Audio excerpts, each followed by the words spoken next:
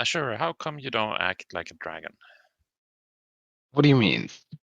Well, first of all, you're not that big of a fan of gold. And secondly, we had a literal princess here the other week, and you didn't even consider kidnapping her. Well, first of all, those are harsh stereotypes. Second, dragon isn't just obsessed with gold, it's obsessed with its own hoard. But a hoard doesn't have to be gold in itself. Yeah, but at some point you gotta keep up appearances. I keep appearances just fine. At least in my belief. Maybe not yours, but in my own. Fine. Excuse me, I believe I found myself in the wrong place. Hello, how did you get here? Well, I went through my normal portal. Are you friends of Nergal's? Nergal. I know of a Nergal, though I doubt she's from the same realm as you're from. I know her from my own realm.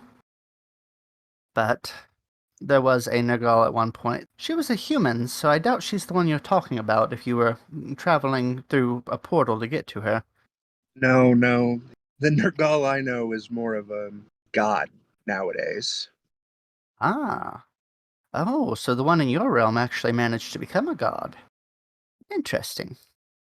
But yes, you have found yourself in the presence of the Delegation of Dreamers in the realm of forgotten memories and dreams. Ah. Yes, that portal must have had need a bit of tweaking, I would say. Well, unfortunately, teleportation and planar travel does not always work as intended where I'm from. Not the first time I've ended up somewhere strange, but the first time I've ended up here. Yes. Oh, allow me to introduce myself. I am Rue. Well, it is a pleasure to meet you all. I'm sorry, I must have forgot my manners.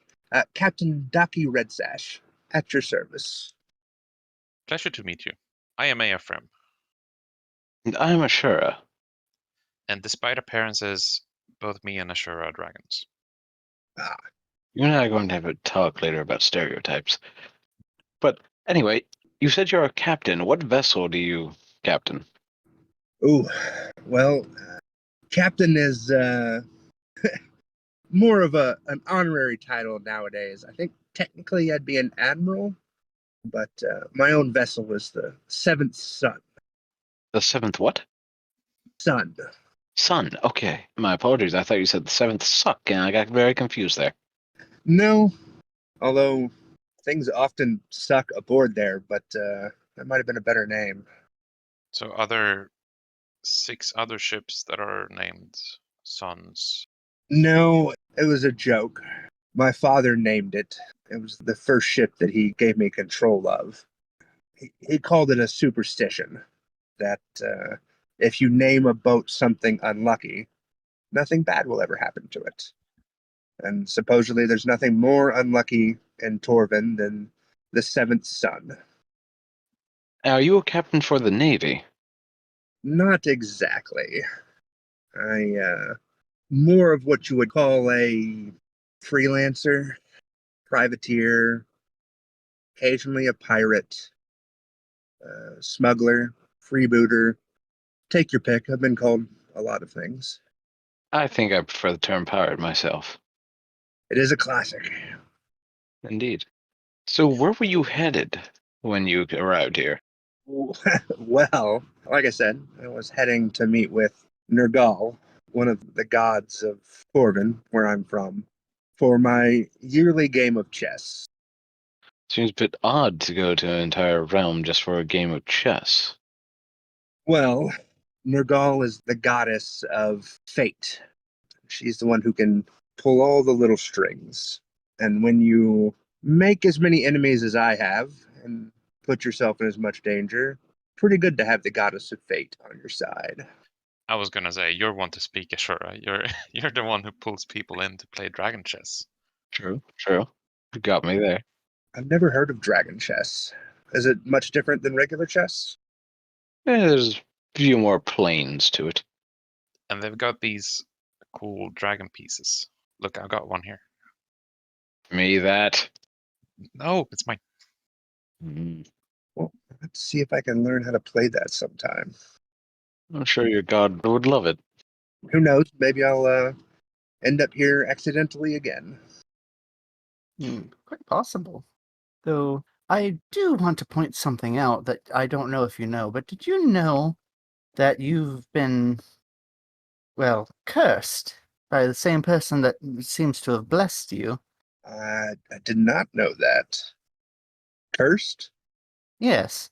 It seems that you have a blessing that'll keep you coming back when you die, so you probably won't end up here for a long time.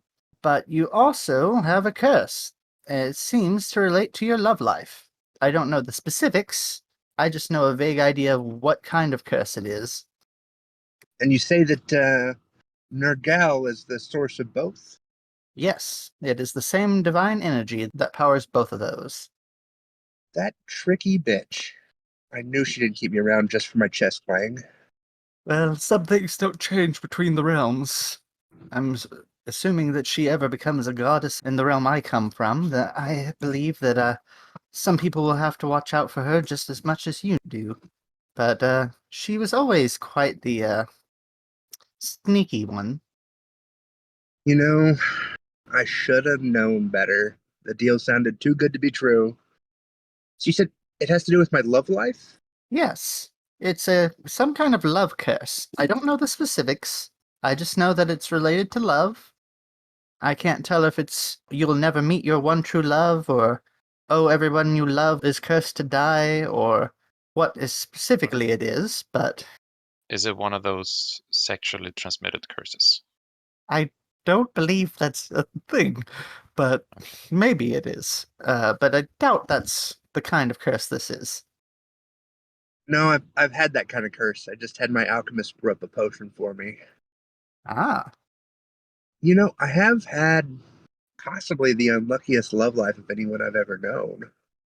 Is that all Nergal's doing? it's quite possible. Would you mind telling us a little bit about what has happened? Sure. Let's see. The first one I ever loved, Soraya, was another member of the crew.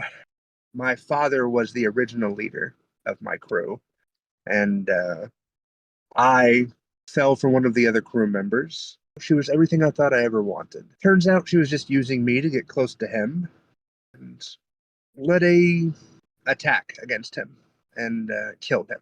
Something for a long time I blamed myself for. I tried to stop her and had her dead to rights, but I could not pull the trigger. She didn't have as many qualms as I did and left me with this nice little scar across my face. That was probably the first. Shit. There's Kiriana. Her ex didn't get too happy that we were together.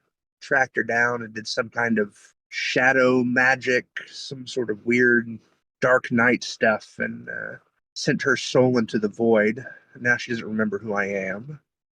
Then, of course, there was my actual wife, Emmeline. She found out that I was also a local noble and only used me to climb the social ladder. And so when I found out, I left her to it. Oh, yes, forgot to mention that. I'm sorry. I was also previously a lord, but that's behind me now. A fellow lord. Hmm. I was a lord in the world I lived in for a short time. Had a grand estate and a few servants that were questionably loyal. Well, that's something you have to look out for.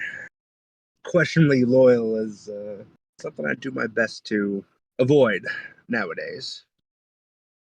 Avoiding those that are questionable in their loyalty is always best. I didn't have much choice because when I was granted my nobility, I was also forced to take servants from the lord who granted me my nobility Ooh. because he wanted to have people on the inside. I know why, but that's neither here nor there. Rue, are you eating during the interviews again? I have a muffin. We don't have cupcakes, but we have muffins. So I have to make do whenever I can manage to get one. Now, did you become a pirate after you let go of your lord status? No, I was always a pirate, actually. My father was the original Lord Calder and the first Captain Redsash. He passed both titles down to me when he died. The lordship was really more of a cover because no one would expect or suspect a fine, upstanding nobleman to also be the thorn in the guard's backside, as it were.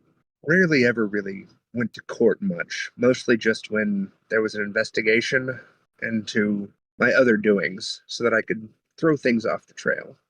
So why would you stab the guards with thorns?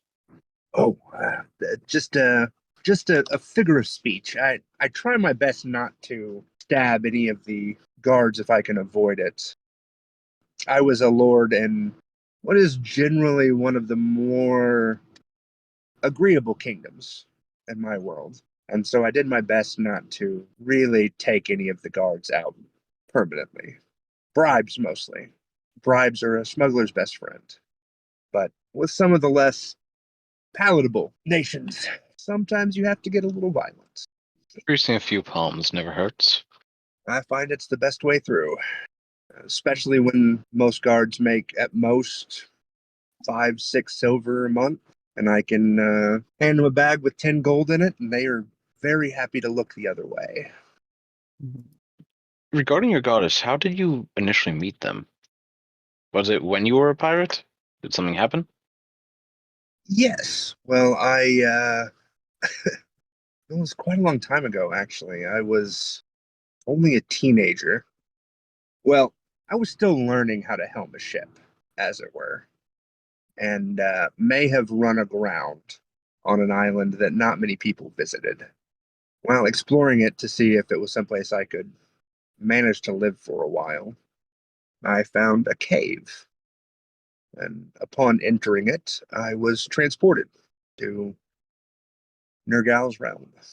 I don't know why she has that portal there. You know, she's the goddess of fate. It would not surprise me if she's the reason I crashed. At least I can blame her. But came through, well, and I like to talk to anyone that I can. And she was apparently quite pleased with my company and offered to extend my life if I would join her at least once a year For a game of chess. for a game of chess. It's mostly about the conversation. I think she lets me win. Oh, gosh, of fate. Most likely be able to turn tides of any game. Exactly. Well, there is the issue of it wouldn't be fun if you won every time. She might not be letting you win per se. She might just be letting fate choose its own course when playing with you. Yeah, I'm going to choose to believe that's the case. Yes. Mostly because it makes me look better. True. Whenever you're dealing with gods, it's always best to think that you have some form of control over what happens. It makes you feel better, and you don't feel like you're simply a pawn.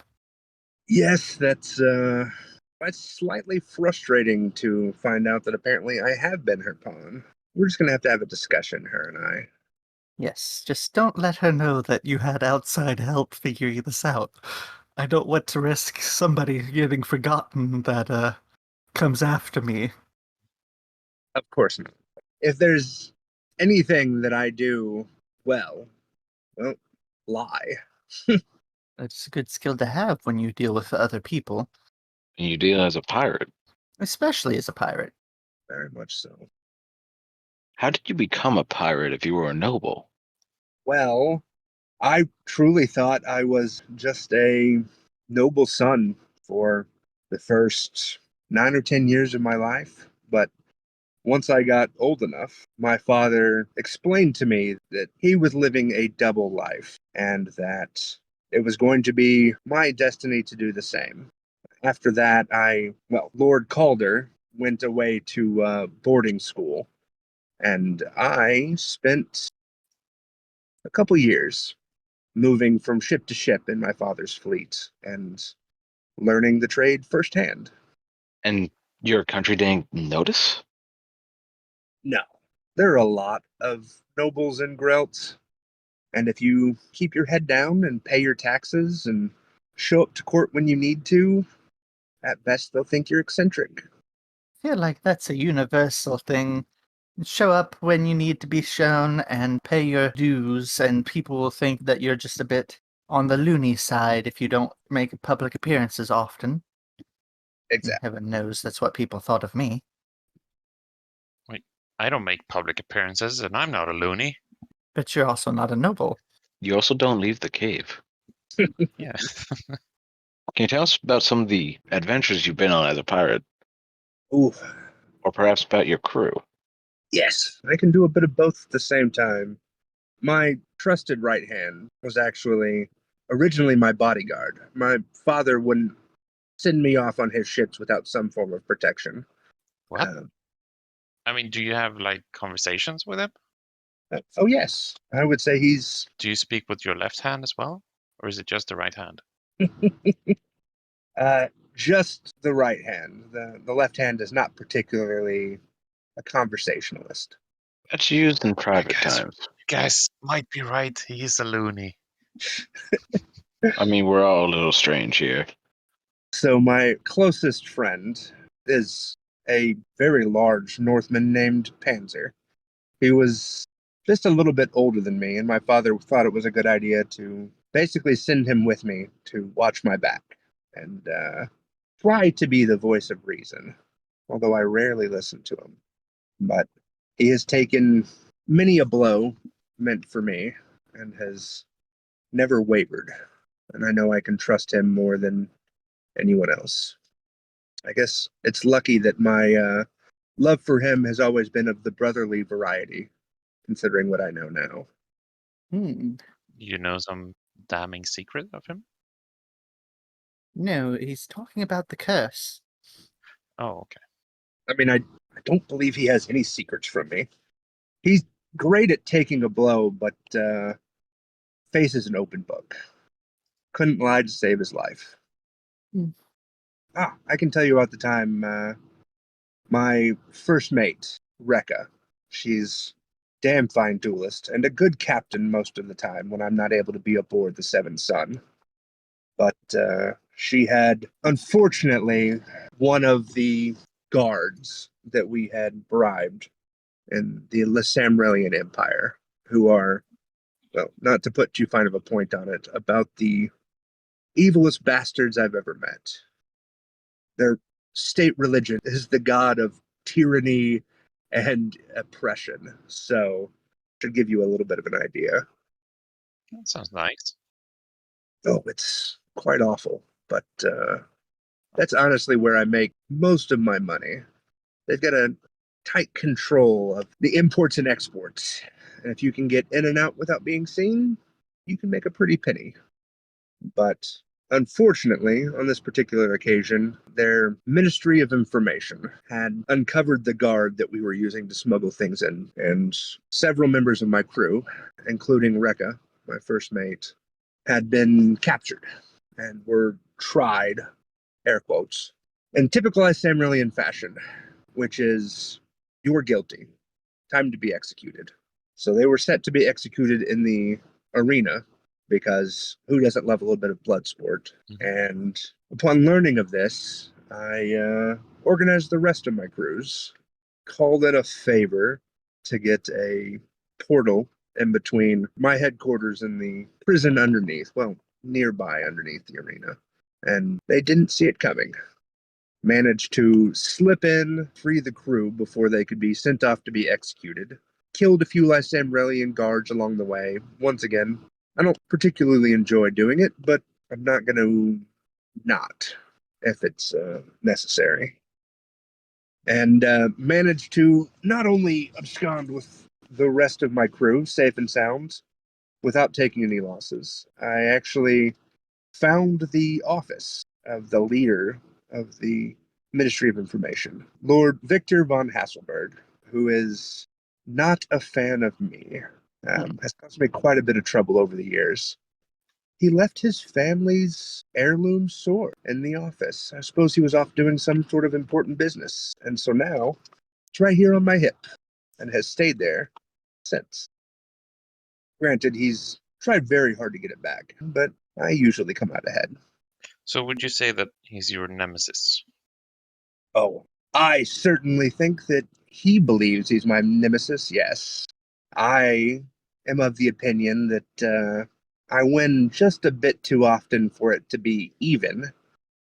Truth be told, he's pretty fucking good at what he does, which is track down people like me, and has unfortunately cost me a lot of goods and more than a few crew members over the years. So, sure, closest thing I got at least. Nemesis. So do you have a loyal crew now? Oh yes. I learned my lesson early.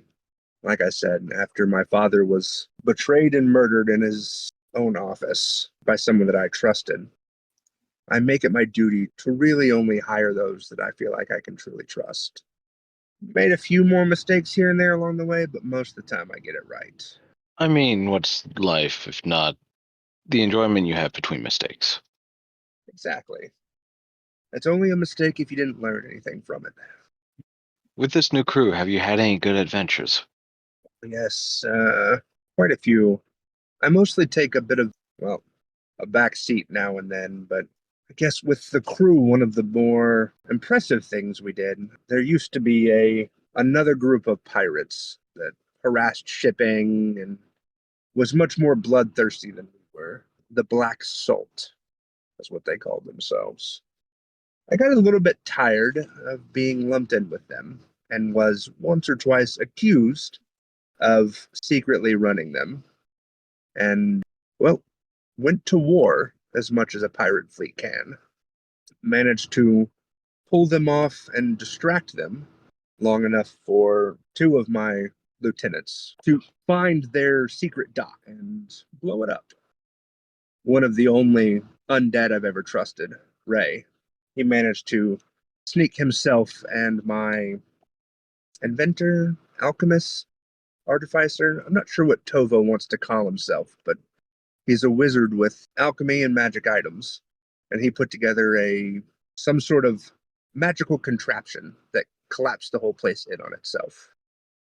And no place to go back to, we were able to wipe them out. Oh, it's a good story when one comes out on top. Yes. Well, the start of the story is me being arrested and accused of being a black salt and having to break out of prison. So it's nice that it ended well. It did not start particularly well. I mean, no good story started with a cup of water. That is true. Although plenty start with a nice glass of brandy. Indeed. You should offer tea. Oh, I would love some, actually. Where are manners? I think the kobolds went to bed, but we'll get Jeremy here. Yes, Jeremy will be here any second. I already rang the bell the moment you mentioned tea. Wonderful. Oh, there he is. And he actually brought... Jeremy's very good at knowing what I want.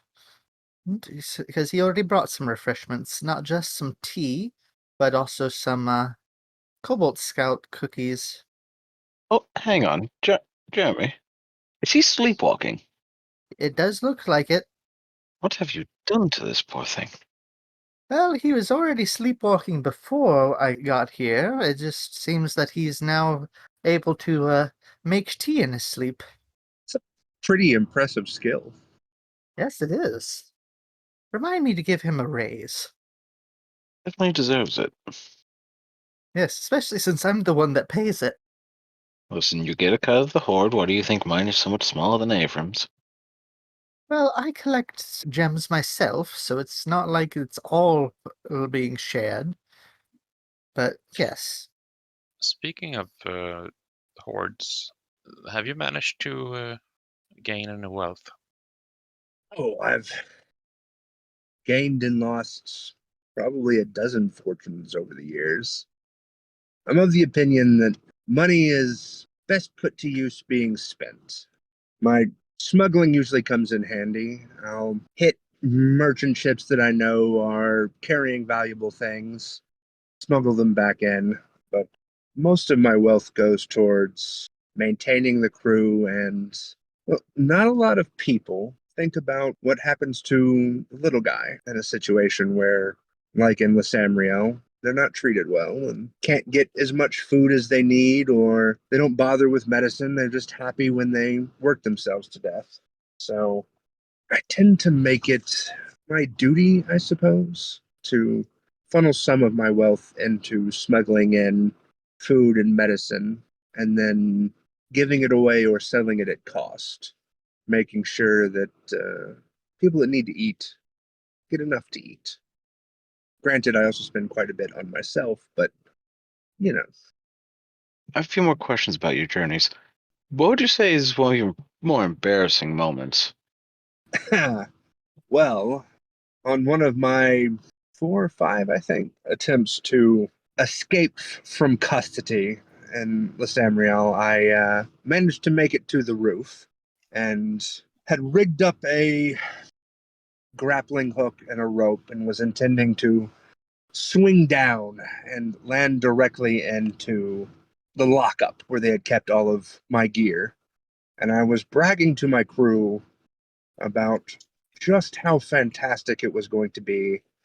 And I believe I said the phrase, "Watch this, I've got it." I did not securely tie the rope to myself and may have jumped off the roof and missed the rope entirely and fell about 250 feet to the cobblestones below. Face first, I'm assuming. Oh, yes. I would say I was lucky that at that point some other members of my crew were coming to rescue us along with my crew healer Rennick, but not really luck when the goddess of fate is pulling the strings. Well, you could be lucky that you have fate on your side. True. I thought of it that way. And what about one of your more epic moments? Well, one of the other nations here on Torvin, a place called Ironholm, made a deal with some lords of hell and was using the power they gave him to, well, try to expand and treat his people very poorly. I found myself in a position to be able to do something about it before it got too out of hand. It was fairly standard political infighting, sneaking in, some fights, a dagger in the back. The way I handled him was not particularly interesting, but upon doing so, I found the portal he had to the Nether Realms and went in to speak to his erstwhile masters myself. And they were not entirely pleased with me taking out their servant and attempted to judge me for it.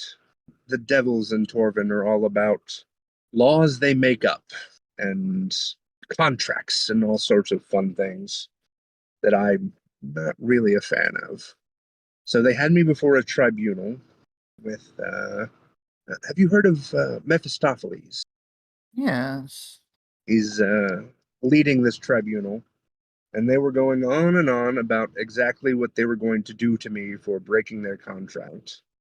I told them the truth. I told them that they knew exactly who I was and exactly what I was capable of, because they have spies on the mortal realm, and that if they wished to come after me and threaten me and my crew, they knew what would happen to them, and they backed down. I don't know many other people who have successfully threatened a tribunal of demon lords. So I'd say that would be one of my more epic moments. You must have been quite intimidating. I can be when I need to. I'm much better at charming or lying, as it were, but don't let my stature fool you. It's all about the look on your face and the tone of voice when it comes to intimidating people. Well, I noticed that you have not a blessing or anything. You just have the attention of some other otherworldly creature that I don't believe was probably always as powerful as they are. Would you know who that is? Are we talking? I mean, I know there's quite a few people who've kept me. Are we talking more divine or? It's like somewhat divine. Oh, that is most likely Elgin Breitalk. He was a fabled warrior in Grelt. About 40 or 50 years ago, we had a bit of a demon invasion, and he was part of the group that rose up to stop.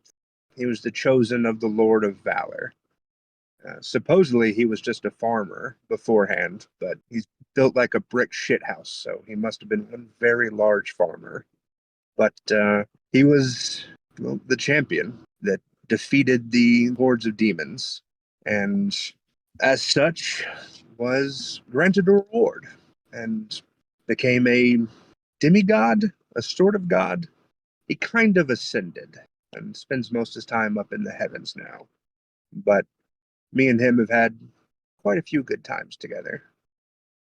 I've never heard of them before. It must be that things happened a little differently in your universe, or they don't exist in mine. My other question was, you have a few magic items on you that are of note, specifically your amulet, your gloves, and that interesting deck of cards. Could you tell us a bit about them? Oh, sure, of course. I love showing off Tovo's handiwork. The amulet is powerful but simple. Protects my mind from being controlled or read.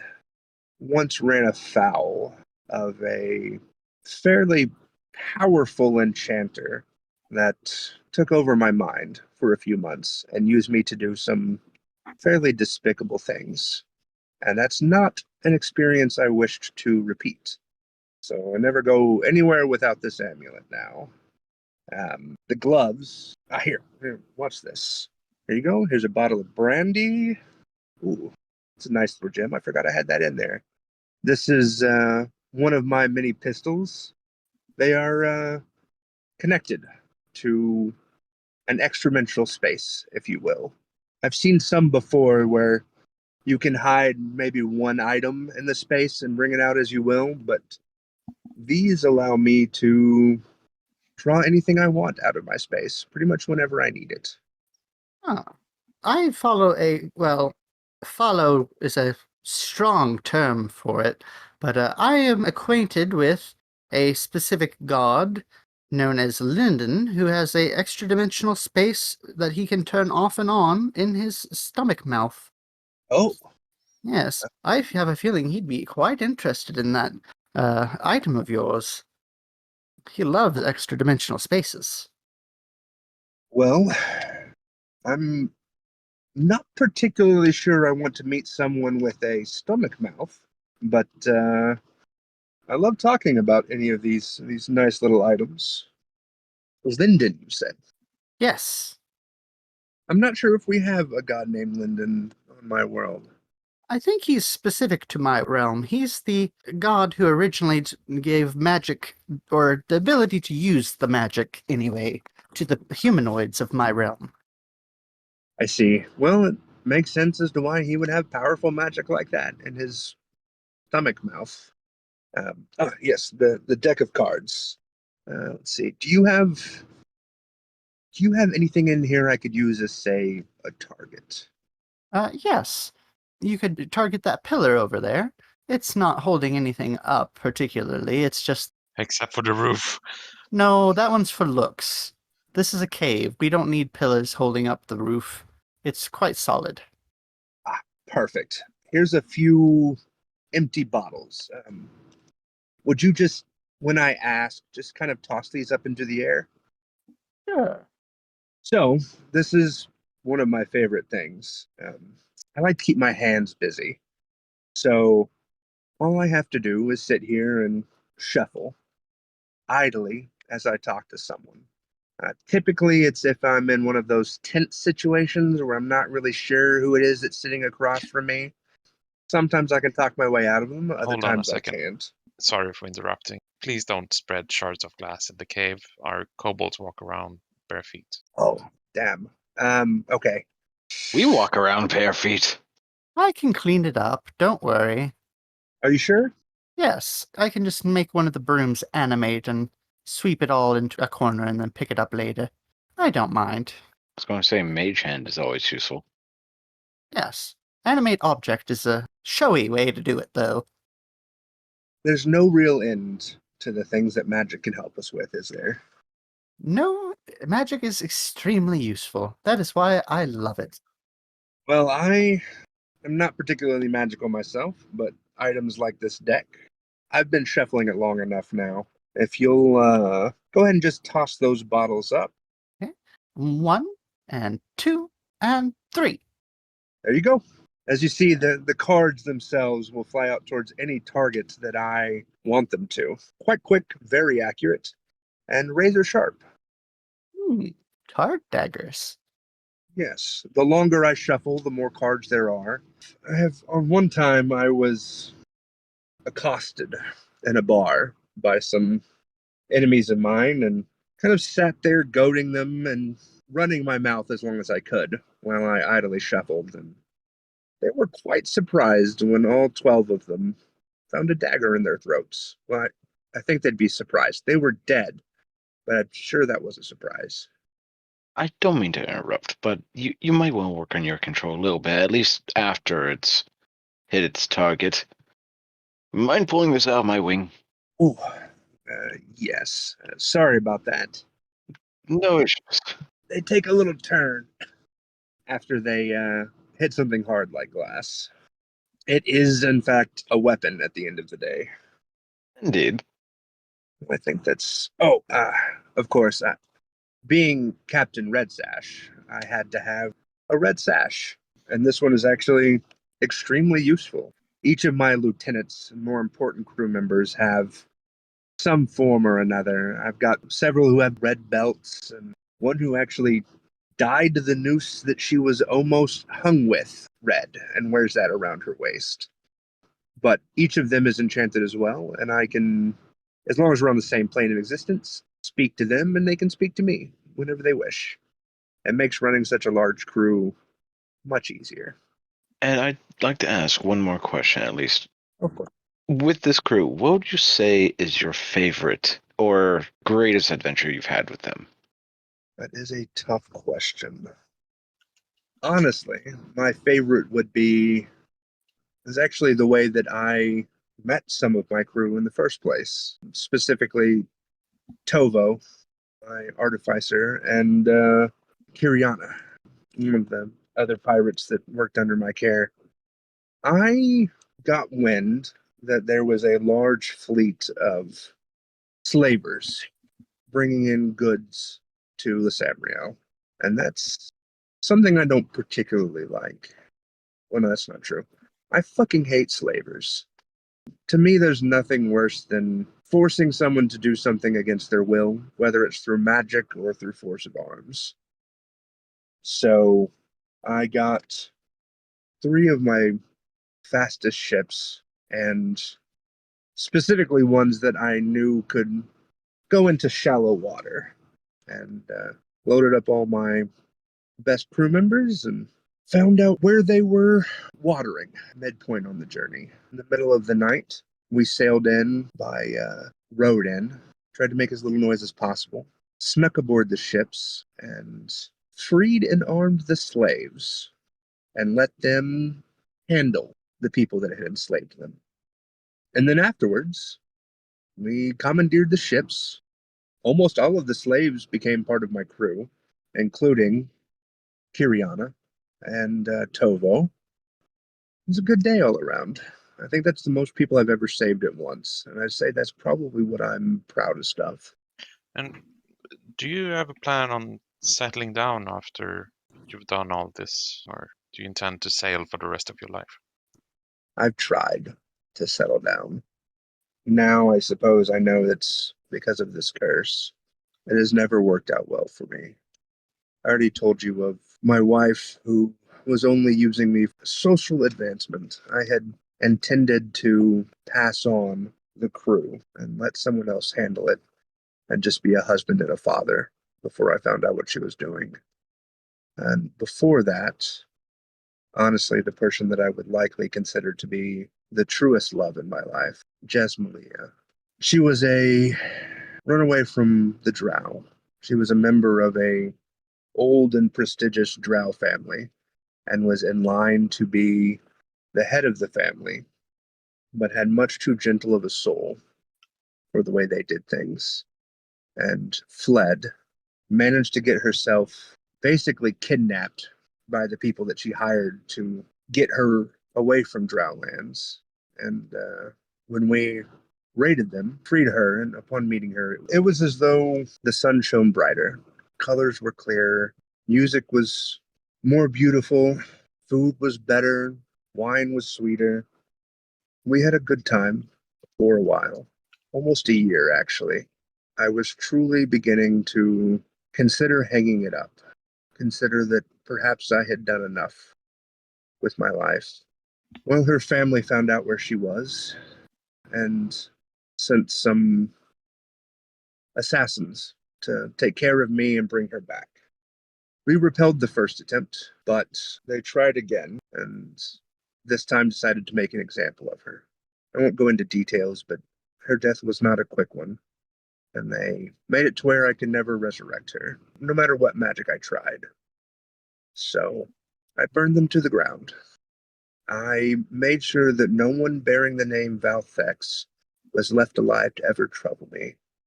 I raided every single one of their businesses I could find, used all of my contacts to make sure that they could no longer function, and then I literally burned their family home to the ground. Revenge well taken. Yes. But to answer your question, I guess in a roundabout way, I don't think I'm going to try to settle down again. I don't think that sort of life is meant for me. I think the things I've done in my life mean that likely I will meet a violent end, either at the end of a sword, a musket ball through my chest, or at the end of a noose. But until then, I will do the most good that I can. That's all that one can hope for, even if you're a pirate. Yes. But I believe our time is close. Your goddess is probably waiting for you. Yes. So we should probably send you on your way. I would appreciate that. I think it's time for me and Nergal to have a heart-to-heart, as it will. And possibly, if you have any other stories, we'd love to have you back sometime.